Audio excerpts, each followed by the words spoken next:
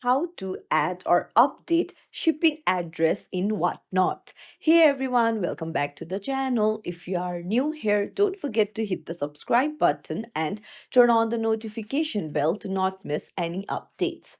So let's dive right in. Open up your Whatnot app and head over to your account in the bottom right corner. And there you'll find payment and shipping option. Tap on it. And there you can see add shipping details. Tap on the pencil like icon.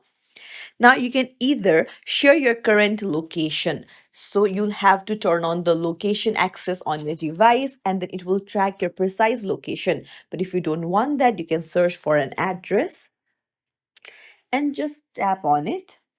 And then you can put in the exact location in the map. So you can put in your address, city, state, postal code, and country and confirm the address. And if you have already added an address, you can come back and then tap on the pencil icon again and edit the address. It's as simple as that. If you found this tutorial helpful, don't forget to like the video and subscribe to our channel for more tips and tricks. Thank you for watching.